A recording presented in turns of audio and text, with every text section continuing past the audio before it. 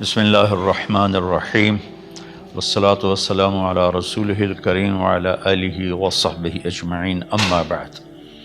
میرے محترم بھائیوں، بہنوں، بچوں، بچیوں، عزیزوں، جاننے والے، نہ جاننے والے، السلام علیکم ورحمۃ اللہ وبرکاتہ۔ کچھ دنوں سے میں قرآن سے اللہ کی پسندیدہ ہستیاں کون ہیں، کہ اللہ کس کو پسند کرتا ہے، ولی دوست کو کہتے ہیں۔ تو اللہ کا دوست کون ہے؟ وہ یہ کوئی وراثتی چیز نہیں ہے کہ ایک بڑے اولیاء اللہ تھے تو اب ان کا بیٹا بھی انہی جیسا ہوگا۔ ہمارے یہاں وراثت چلتی ہے کہ بڑے بزرگ کا بیٹا بھی بزرگ بن جاتا ہے، چاہے وہ کلین شیو ہو، وہ لوگ اس کے پاؤں چوم رہے ہوتے ہیں، جہالت ہے۔ تو آج میں تھوڑا سا سورہ بنی اسرائیل ہے، اس میں بھی سارے اخلاق بیان ہوئے۔ میرے بھائی بہنوں، ایمان لانے کے بعد انسان بنتا ہے، اور اس کے بعد اس کی قیمت، اس کا بڑا پن، اس کی وجاہت، اس کی شرافت، وہ پیسوں سے نہیں ہوتی۔ پیسوں سے انسان مالدار تو ہو جاتا ہے، بڑا نہیں بنتا، بڑا نہیں بنتا۔ ہمارا علم غلط ہو گیا۔ بڑا بڑا بندہ جے بول دیا 3 ملین، یہ 200 مربع، یہ نوابہ فلانا ہے، نوابہ فلانا ہے۔ میرے بھائیو، یہ بالکل غلط علم ہے۔ بڑا وہ ہے جسے اللہ پسند کرے، بڑا وہ ہے جو میرے نبی کی زندگی کے پیچھے چلے، بڑا وہ ہے جس سے اللہ تعالیٰ راضی ہو جائے، باقی سب چھوٹے چھوٹے ہیں۔ تو آج ایک تیسری جگہ سے میں کچھ باتیں قرآن سے عرض کروں گا جن کا تعلق ہمارے ایمان سے بھی ہے، اخلاق سے بھی ہے۔ وہ ہے بسم اللہ الرحمن الرحیم، وَقَضَىٰ رَبُّكَ أَلَّا تَعْبُدُوا إِلَّا إِيَّاهُ بِالْوَالِدَيْنِ إِحْسَانًا إِمَّا يَبْلُغَنَّ عِندَكَ الْكِبَرَ أَحَدُهُمَا أَوْ كِلَاهُمَا فَلَا تَقُل لَّهُمَا أُفٍّ وَلَا تَنْهَرْهُمَا وَقُل لَّهُمَا قَوْلًا كَرِيمًا وَاخْفِضْ لَهُمَا جَنَاحَ الذُّلِّ مِنَ الرَّحْمَةِ وَقُل رَّبِّ ارْحَمْهُمَا كَمَا رَبَّيَانِي صَغِيرًا۔ یہ بہت بڑا مضمون ہے۔ اللہ نے قرآن بھر دیا والدین کے خدمت کے لیے، والدین کی اطاعت کے لیے، والدین کی ماننے کے لیے۔ پہلا جملہ ہے اور تیرے رب نے فیصلہ کیا، ایک مطلب۔ دوسرا، اور تیرے رب نے حکم کیا کہ بندگی صرف اللہ کی ہے، بندگی صرف اللہ کی ہے۔ عبد اسے کہتے ہیں جو ہر بات پہ سر جھکا دے، عبد اسے کہتے ہیں جو ہر بات پہ بچھ جائے، اس کو عبد کہتے ہیں۔ تو اللہ کہہ رہا ہے میرے بندو، میرا ایک فیصلہ ہے اور میرا ایک حکم ہے، میرے سوا نہ تمہارا ہاتھ کسی کے آگے پھیلے، نہ تمہاری گردن کسی کے آگے جھکے۔ ایک دوسرے سے مدد لینا، اس کو ایک دوسرے کی تعاونوں میں آ جاتا۔ تعاونوا علی البر والتقوی، ایک دوسرے کا ساتھ دو، ایک دوسرے کی مدد کرو۔ میرے نبی قرضہ اٹھاتے تھے۔ میرے نبی جب انتقال ہوا تو آپ کی زرہ 9 وسق پر، وسق 5 من کا ہوتا ہے، تو وہ جو کے بدلے آپ نے زرہ رکھوائی تھی کہ جب میں تمہیں ادا کروں گا زرہ لے لوں گا، اور آپ کا انتقال ہو گیا، آپ زرہ اپنی واپس نہیں لے سکے۔ وہ چیزیں جن کا تعلق صرف اللہ کی ذات سے ہے اور کوئی نہیں کر سکتا، اس میں صرف اللہ کے آگے ہاتھ پھیلا، جیسے ہم کہتے ہیں مدد، نصرت۔ اللہ کہتا میں ہوں، الا ان نصر اللہ قریب، سنو میری مدد تمہارے قریب ہے۔ تو اللہ تعبدوا الا ایاہ، بس ایک چھوٹا سا جملہ اللہ نے یہاں کیا، چونکہ یہاں اللہ نے والدین اور اخلاق بتانے تھے تو اپنے لیے صرف ایک جملہ بولا، باقی باتیں بھی اللہ کے لیے ہیں، لیکن اللہ نے میری بندگی، اس بندگی سے مراد 5 وقت کی نماز نہیں ہے، حج، روزہ، زکوٰۃ نہیں ہے اس کی مراد، یہ ساری باتیں داخل ہیں، اور اس کے ساتھ 24 گھنٹے کی زندگی اللہ کی مرضی پر گزارو، نفع آئے تو شکر ادا کرو، نقصان ہو تو صبر کرو، برداشت کرو، پھر بھی شکر ادا کرو،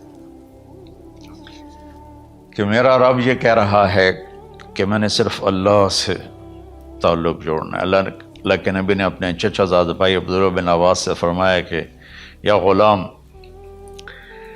اے نوجوان، اوصیک بکلمات فاحفظہ، میں تمہیں چند باتوں کی وصیت کرتا ہوں، کیا؟ احفظ اللہ، احفظ اللہ یحفظک اللہ، یحفظک اللہ، اللہ کے اوامر کی حفاظت کر، اللہ تیری حفاظت کرے گا۔ احفظ اللہ تجدہ تجاہک، تو اللہ کے اوامر، اسلام، حلال حرام کی پہچان کر کے زندگی گزار تو اللہ کو ہر وقت تو اپنی مدد کے لیے تیار پائے گا۔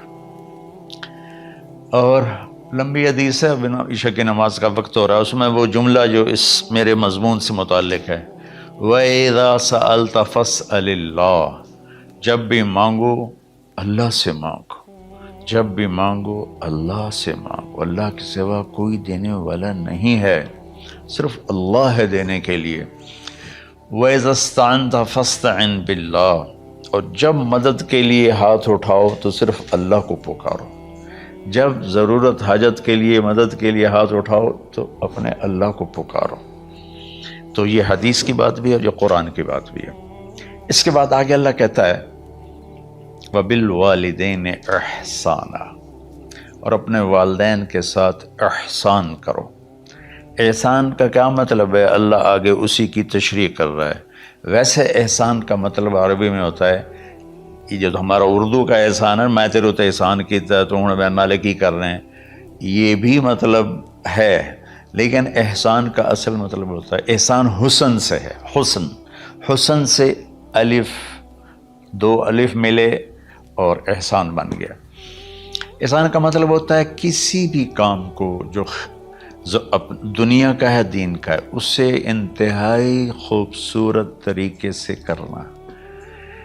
جیسے کسی دلہن کا میک اپ ہوتا ہے نا، تو 5-6 گھنٹے 4 گھنٹے کے بعد وہ کہتی ہے، جو ہوتی ہے اس کا میک اپ کرنے والی، کہ جی بس یہ مکمل ہو گیا ہے اور اب اس سے آگے نہیں ہے۔ تو آخری اچھائی کی آخری انتہا پر پہنچ کے کام کرنے کو احسان کہتے ہیں۔ تو میرا اللہ کہہ رہا ہے، میرے بندو، اپنے والدین کے ساتھ وہ کرو کہ جو بھلائی کی، خدمت کی، ماننے کی آخری حد ہے۔ سبحان اللہ۔ وبالوالدین احسان، بالوالدین پہلے ہے، احسان بعد میں ہے۔ اللہ تعالیٰ نے باقی سب کو پیچھے کر کے فرمایا کہ دیکھو، خاص طور پہ ماں باپ کے ساتھ وہ رویہ کرو کہ ان کے دل سے دعائیں نکلیں۔ چند دن پہلے ایک والد یوں ہاتھ اٹھا کے کہہ رہا تھا اپنے بیٹے، اکلوتا بیٹا، میں منگنا اللہ کھولو، اللہ تینوں چاہ لگے۔ باپ بیٹے کے لیے یہ دعا مانگ رہا تھا، اور بیٹا اکیلا ہے، یہ بد دعا باپ کر رہا تھا۔ تو بھائیو، ایسی اولاد نہ بنو جس ماں نے پیٹ میں 9 مہینے اٹھایا، پھر جننے کی تکلیف برداشت کی۔ ایک شخص آیا حضرت عبید بن عمیر کے پاس کہ حضرت، میں نے ماں کو اپنے کندھے پہ بٹھا کے پیدل حج کرایا ہے، مینا لے گیا، عرفات لے گیا، مزدلفہ، پھر مینا، پھر مکہ، تو کیا میں نے ماں کا حق ادا کر دیا؟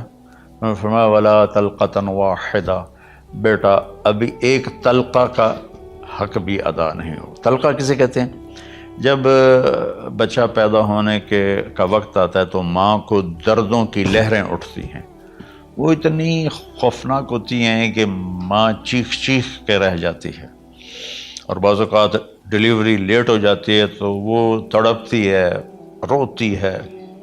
وہ جو لہریں ہیں نا پیٹ میں آتی ہیں جاتی ہیں، آتی ہیں جاتی ہیں، ایک لہر جو درد کی اٹھتی ہے اس کو کہتے ہیں طلقہ۔ میں قربان جاؤں، انہوں نے فرمایا بیٹا ابھی تیری ماں نے جو تجھے جنا تھا اس وقت جو تجھے درد، وہ تیری ماں نے درد کی لہریں برداشت کی تھیں، اس میں سے ایک لہر کا بھی حق ادا نہیں ہوا، یعنی کہ حق ادا ہو ہی نہیں سکتا۔ یہ مطلب کہ حق ادا ہو ہی نہیں سکتا، کہ بیٹا ابھی ایک کا بھی نہیں۔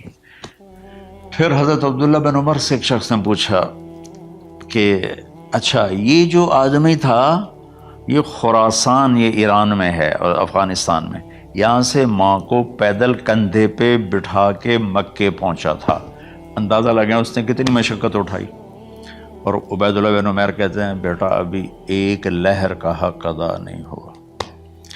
یہی سوال حضرت عبداللہ بن عمر سے کیا ایک شخص نے کہ حضرت میں نے اپنی ماں کو حج کرایا ہے، سارا میں نے پیدل کرایا ہے اور کندھے پہ اٹھا کے کرایا ہے، تو کیا میں نے ماں کا حق ادا کر دیا؟ وَلَا زَفْرَةً وَاحِدَةً وَلَا زَفْرَةً وَاحِدَةً۔ ہائے ہائے، کہ بیٹا تیری ماں نے تجھے پالتے ہوئے جو تھک تھک کے لمبے لمبے سانس لیے، ہوکے بھرے، ابھی ایک ہوکے کا حق بھی ادا نہیں ہوا، یعنی حق ادا ہو ہی نہیں سکتا۔ تو احسان کے آگے تشریح آ رہی ہے۔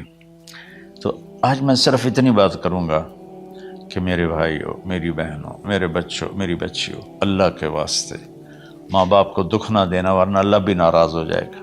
چند دن پہلے ایک بچہ بچی میرے پاس آئے، دونوں میڈیکل اسٹوڈنٹ تھے، کہیں کہ ہم شادی کرنا چاہتے ہیں۔ تو بچی نے کہا جی میرے والدین ناراض ہیں، وہ نہیں، اس رشتے پر راضی نہیں ہیں۔ تو میرے باپ کہتے ہیں اگر تو نے یہاں رشتہ کیا تو تیری میری ایک درمیان ایک خط آئے، کھچ جائے گا، خلیج، ہم اس پار نہیں آئیں گے تو اس پار نہیں آئے گی۔ میں نے کہا بیٹی جس ماں نے تجھے 9 مہینے پیٹ میں پالا، 2 سال تجھے دودھ پلایا، تیری پوٹیاں پیشاب صاف کیا، تجھے پیمپر باندھے، تجھے اٹھ کے راتوں کو اپنی چھاتی سے دودھ پلایا، کیا اب اس کا اتنا بھی حق نہیں کہ تم اس کی رائے کا احترام کرو؟ اتنا بھی حق نہیں ہے؟ تو میں نے کہا بیٹا میری کوئی رائے نہیں ہے، تو اگر تیرے ماں باپ راضی ہیں تو بسم اللہ ضرور کر، اگر راضی نہیں ہے تو دیکھو موت تک تجھے ماں باپ کی دعا نہیں ملے گی، اور ماں باپ کی دعا نہ ملی تو کچھ بھی نہیں ملے گا۔ تو بھائیو دوستو، خاص طور پر آج کے کالج کے نوجوان بچے بچیاں یہ ماں باپ کے ساتھ بہت بدتمیزی کرتے ہیں، چونکہ اس میں والدین کا پہلا قصور ہے کہ انہوں نے ان کو دین نہیں سکھایا۔ بچپن میں انگلش میڈیم سکول، پھر او لیول، پھر اے لیول، تو انہیں کیا پتہ ماں کون ہے باپ کون ہے۔ ایک پرانی بات ہے، ایک شخص اپنے بیٹے کو لے کر آیا کہ یہ میرا بچہ ہے اور یہ فلاں جگہ شادی کرنا چاہتا ہے اور ہم میں سے کسی کی رائے نہیں ہے اور یہ مانتا نہیں ہے، اور اس کے ساتھ اس نے نا دھاڑے مار کے رونا شروع کیا۔ تو میں نے بچے کو دیکھا تو یوں کر کے بیٹھا تھا، اس کا باپ رو رہا ہے، ہچ کیوں تو ایسے بیٹھا ہو۔ تو مجھے اچانک خیال آیا، میں نے کہا شیخ صاحب اس کو کہاں پڑھایا تھا؟ کہا جی امریکن اسکول۔ ان کا اس کے بعد آسٹریلیا بھیجا تھا مزید تعلیم کے لیے۔ ان کے شیخ صاحب اس بچے کا کوئی قصور نہیں، آپ کا قصور ہے، اس کو تو پتہ ہی نہیں میری ماں کیا ہے میرا باپ کیا ہے۔ ایک ہماری تہذیب تھی وہ ختم ہو گئی ہے، اس میں علم نہیں بھی تھا تو ماں باپ کا۔ میں نے اپنی آنکھوں سے دیکھا، میں نے اپنے دادا کو دیکھا لیکن مجھے یاد نہیں، لیکن جو میرے دادا کے چھوٹے بھائی تھے ان کو میں سنبھلتا ہوں، ان کو میں نے دیکھا ہے، 3ری 4تھی جماعت تک میں تھا، 61 میں ان کا انتقال ہوا، میری 9 سال عمر تھی، تو 8 سال۔ ان کے بیٹے جوان تھے، اور ڈیرے میں جب وہ بیٹھتے تھے تو ان کے بچے ان کے سامنے نہیں بیٹھتے تھے، ان کی پیٹھ کے پیچھے بیٹھتے تھے. اتنا ادب تھا، حالانکہ چاروں کے چاروں دین نہیں جانتے تھے. تہذیب تھی، ثقافت تھی، جو آج کی تہذیب نے ہم سے سب کچھ چھین لیا. اب بھی آپ جاؤ بیٹا تھر پارکر میں گیا ہوں 2-3 دفعہ، اور وہاں مسلمان نہیں، ہندو عورتیں جب گاڑی گزرتی ہے تو گھونگھٹ کو نیچے کر لیتی ہیں، اپنا چہرے کو فوراً چھپا لیتے ہیں. تو خیر بہرحال میں نے کہا شیخ صاحب اس بچے کا قصور نہیں، آپ کا قصور ہے. تو میرے بچوں، اپنے ماں باپ کو خوش کرو، راضی کرو. ان کا راضی ہونا اللہ کی رضا ہے. میں اس کی تفصیل انشاءاللہ آگے بتاؤں گا. آج میں صرف اتنا ہی میں نے تمہید باندھی ہے کہ ماں باپ کا کیا مقام ہے، ان کی کیا عزت ہے. ایک شخص آیا، یا رسول اللہ میرا باپ میرے پوچھے بغیر میرا مال خرچ کر لیتا ہے. آپ نے کہا بلاؤ. چونکہ بچے کا ذاتی مال اگر ہو تو شرع کے لحاظ سے باپ پوچھ کے استعمال کرے، بغیر پوچھے استعمال نہ کرے. جب اسے پتہ چلا کہ میرے بیٹے نے شکایت کی ہے تو عرب کی شاعری تو مشہور تھی، انہیں دل دل میں کچھ اشعار پڑھے. جو آیا تو جبریل پہلے آ گئے. یا رسول اللہ، اللہ تعالیٰ کہہ رہے ہیں آپ اس سے پوچھیں وہ شعر بتاؤ جو تیرے کانوں نے تو نہیں سنے، تیرے دل میں آئے تھے اور اللہ نے سن لیے. تو اللہ کے نبی نے فرمایا بھائی تیرا انشاءاللہ کیس سنتے ہیں، لیکن پہلے وہ شعر سناؤ جو تم نے تو نہیں کہے زبان سے پر اللہ نے سن لیے ہیں. تو آپ نے اس سے ارشاد فرمایا کہ تمہاری بات ہم سنتے ہیں باپ بیٹے کی، لیکن پہلے وہ شعر سناؤ جو تیری زبان سے ادا نہیں ہوئے، تیرے کانوں نے نہیں سنے، تیرے دل کی گونج تھی اور تیرے دل کی آہ اور فریاد تھی جو دل ہی میں گھٹ کے رہ گئی، اسے اللہ نے سنا ہے. وہ کہتا ہے سناؤ. کہنے لگا یا رسول اللہ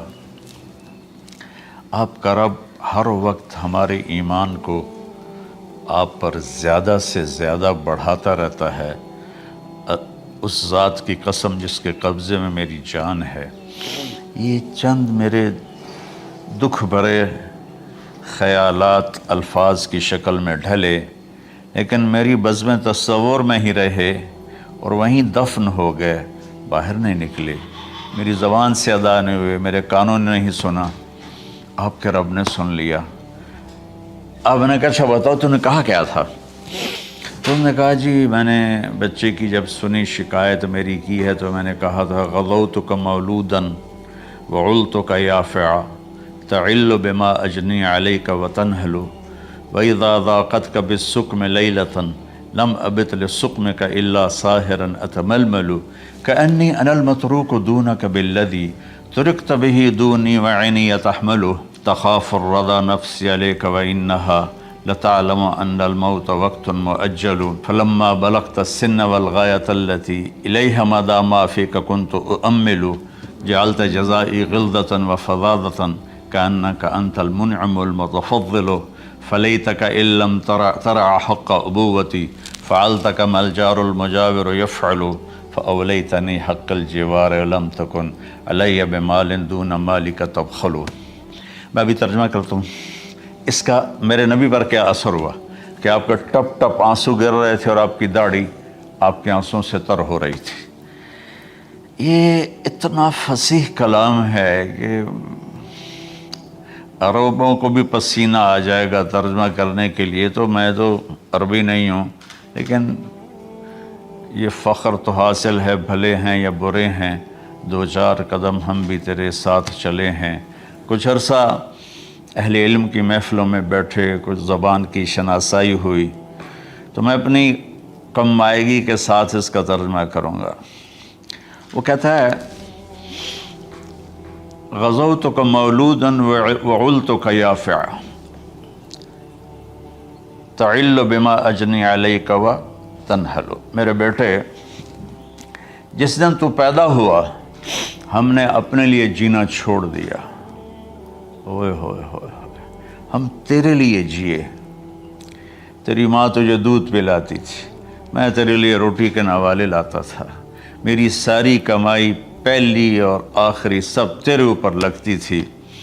تجھے خوش دیکھتے تھے تو خوش ہوتے تھے، تجھے روتا دیکھتے تھے تو ہم روتے تھے۔ وَإِذَا ذَاقَتْكَ بِالسُّقْمِ لَيْلَةً لَمْ أَدْلِ سُقْمَكَ إِلَّا سَاهِرًا أَتَمَلْمَلُ، جب تو کبھی بیمار ہو جاتا تھا تو تیرے سرانے بیٹھ کر ہم ساری رات روتے تھے اور دعائیں کرتے تھے، یا اللہ ہمارے بچوں کو بچا لے، ہمارے بچوں کو صحت دے دے۔ اس تڑپ میں ساری ساری رات میں جاگتا تھا، تیرے لیے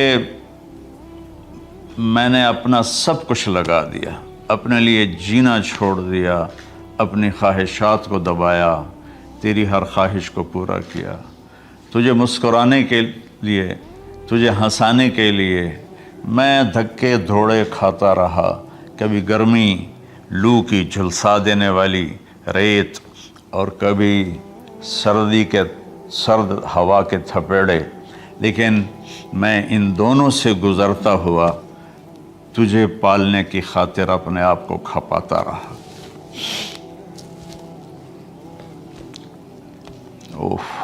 فلما بلغت السن والغایۃ التی الیہ مدی ما فیک کنت اؤمل، بیٹا میں نے اپنے ہڈیوں کا رس بھی تیرے اندر ڈال دیا، صرف کمائی نہیں، میں نے اپنے ہڈیوں کا رس تیرے اندر ڈالا، میں نے جو کچھ تھا تیرے اوپر قربان کیا۔ تجھے مسکراتا دیکھ کر میں اپنے غم بھولتا تھا، تجھے ہنستا دیکھ کر مجھے دکھ بھول جاتے تھے، اور پھر آہستہ آہستہ آہستہ میری ہڈیوں کا گودا، میری کمائی تیرے اندر گئی، اور تو ایک خوبصورت درخت کی طرح بڑھتا چلا گیا، بڑھتا چلا گیا، بڑھتا چلا گیا، بڑھتا چلا گیا، اور میری بڑھاپے نے کمر جھکا دی اور میں جھکتا چلا گیا، جھکتا چلا گیا۔ میرا خیال تھا کہ جیسے میں اس کی انگلی پکڑ کے چلتا تھا، اب میری باری ہے، یہ میری انگلی پکڑ کے چلے گا، جیسے میں اسے سینے سے لگاتا تھا، پیار کرتا تھا، جھولے جھلاتا تھا، باغ میں لے جاتا تھا، یہ ساری اس کی تعبیرات کے اندر داخل ہیں، الفاظ میں نہیں ہیں۔ تو مجھے خیال آتا تھا جب میں بوڑھا ہو جاؤں گا نا تو میرا بیٹا بھی مجھے ایسے ہی لے کے پھرے گا، میرا بیٹا بھی میری سنے گا۔ یہ 100 دفعہ پوچھتا تھا یہ کیا ہے، اور میں ہر دفعہ جواب دیتا تھا یہ ہے۔ تو اب میں بوڑھاپے میں اس سے بات کروں گا، یہ میری بات سنے گا، میں اس کو نوالے کھلاتا تھا، یہ مجھے روٹی کھلائے گا، میں اس کا انگلی پکڑ کے چلتا تھا، یہ میرا ہاتھ پکڑ کے چلے گا۔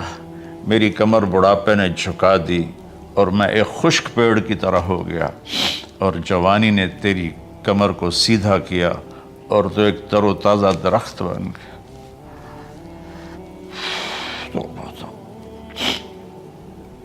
تو مجھے خیال آیا کہ میں نے 20 سال اس بچے کو پالا ہے، ابھی اپنی ماں اور باپ کو دیکھے گا، لیکن ایک دم اچانک کیا ہوا،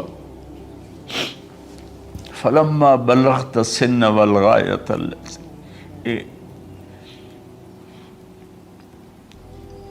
الیہا مدی ما فیک کنت اؤمل، جب تو اس عمر کو پہنچا جس میں ہماری امیدیں تیرے ساتھ لگ گئیں، ہمیں بڑھاپے نے بے آسرا کر دیا اور تیری جوانی نے تجھے ہمت دے دی، تب ہمارا خیال آیا کہ اب یہ ہمارے ساتھ وہی کرے گا جو ہم نے اس کے ساتھ کیا۔ لیکن کیا ہوا، جعلت جزائی غلظۃ وفظاظۃ کأنک انت المنعم المتفضل،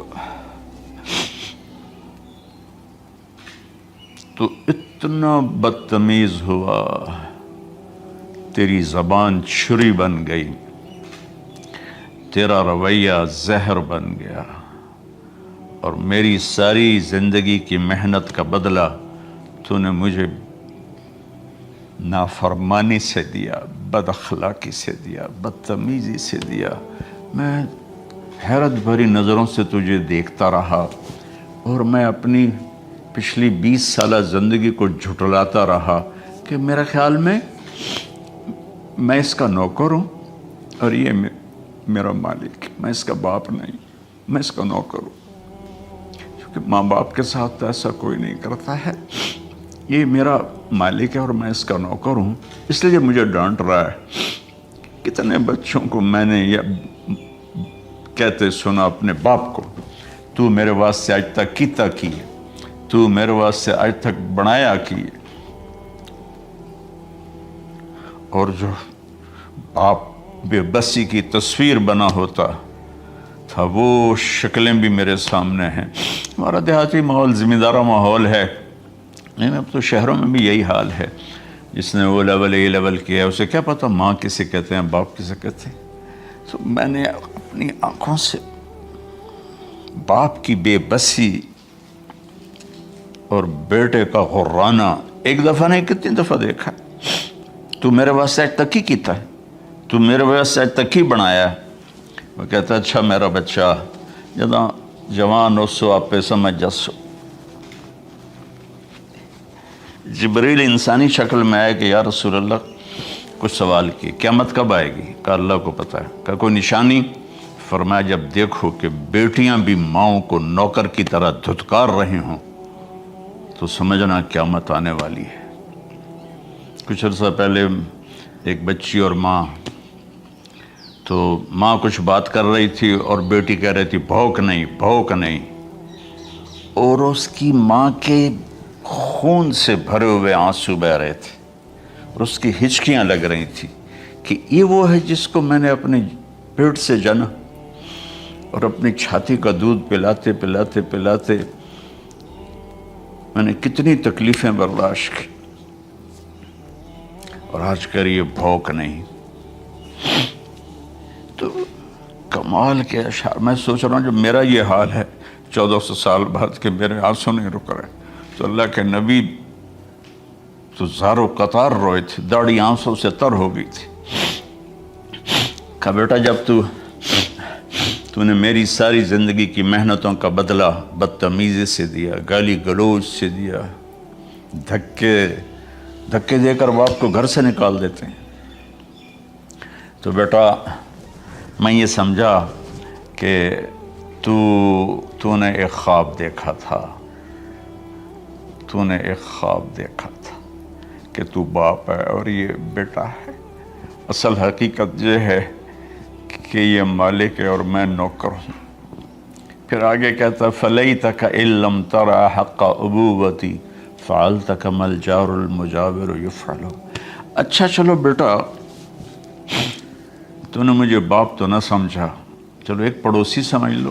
عرب میں پڑوسی کا بہت خیال کیا جاتا تھا، اور یہ عرب کی شان تھی کہ اپنے پڑوسی کو وہ عزت دیتے تھے جو اپنے گھر میں ایک دوسرے کو عزت دیتے تھے۔ تو اس نے پھر اس کی طرف اشارہ کیا کہ اگر میں تیرا باپ نہیں ہوں، تیرے رویوں کو دیکھ کر تو یہی لگتا ہے کہ میں تیرا نوکر ہوں، تو میرا مالک ہے، تو چلو اتنا تو کر دے جتنا ایک پڑوسی کے ساتھ کرتا ہے۔ فَأَوْلَيْتَنِي حَقَّ الْجِوَارِ وَلَمْ تَكُنْ عَلَيَّ مِنْ دُونَ مَالِكَ تَبْخَلُ۔ تو پڑوسی پر تو عرب خرچ کرتے ہیں، تو بھی تھوڑا سا میرے اوپر خرچ کر دیتا اور تو بخیل نہ بنتا، اور میرے خوابوں کو چکنا چور کر دیا، میری امیدوں پر پانی پھیر دیا، میرے بڑھاپے کو ذلت اور رسوائی میں بدل دیا۔ اچھا میرا پتر جا خوش رہو۔ ماں باپ کہاں بد دعائیں کرتے ہیں۔ تو میرے نبی کی آنکھوں سے آنسو، یہ ساری داڑھی تر ہو گئی، تو آپ نے اس کے بچے کو گریبان سے پکڑا اور جھٹکا دے کر دھکا دے کر دفع ہو جا، انت و مالک لابیک، تو اور تیرا سب کچھ تیرے باپ کا ہے۔ حضرت علی رضی اللہ تعالیٰ عنہ سے کسی نے پوچھا کہ آپ کے بیٹے حسن کیسے بیٹے ہیں؟ کہا حسن میرا وہ بیٹا ہے کہ جب میں چلتا ہوں تو میرے آگے نہیں چلتا، میرے پیچھے چلتا ہے۔ جب کہیں بیٹھنے کا موقع آتا ہے تو یہ پہلے نہیں بیٹھتا، پہلے مجھے بٹھاتا ہے پھر خود بیٹھتا ہے۔ جب کھانے پر بیٹھتے ہیں تو یہ روٹی کی طرف ہاتھ نہیں بڑھاتا جب تک میں نہ بڑھاؤں، یہ سالن کی طرف ہاتھ نہیں بڑھاتا جب تک میں نہ بڑھاؤں۔ میں کمرے میں ہوں تو یہ چھت پہ نہیں چڑھتا کہ میرے باپ کی بے ادبی ہو جائے گی۔ میں حالانکہ چھت پہ چڑھنا ضرورت کے لیے ہوتا ہے، لیکن قربان جائیں اہل بیت کے ایسے ہی اخلاق ہوتے ہیں، آل رسول ایسے ہی ہوتے ہیں۔ میرے عزیزوں، نوجوانوں سے کہہ رہا ہوں جن کے والدین زندہ ہیں، ہم تو محروم ہو گئے، وہ قبروں میں چلے گئے، لیکن میں اتنا مصروف رہتا ہوں۔ اب یہ کرونا کی وجہ سے گھر میں بیٹھے ہوئے ہیں، یعنی میری زندگی ایسے پہیے کی طرح گھومی ہے، اور پھر دل کی تکلیف، پھر اس کے ساتھ سر کا درد شدید۔ اس کے باوجود میں روزانہ 10 نفل اپنے باپ کے لیے پڑھتا ہوں، 10 نفل اپنی ماں کے لیے پڑھتا ہوں، اور 4 نفل اپنی خالہ کے لیے پڑھتا ہوں، کہ ساری زندگی سجدوں میں سر رکھ کے اس کا ثواب ماں باپ کو پہنچاؤں، تو ماں باپ کا حق ادا نہیں ہو سکتا۔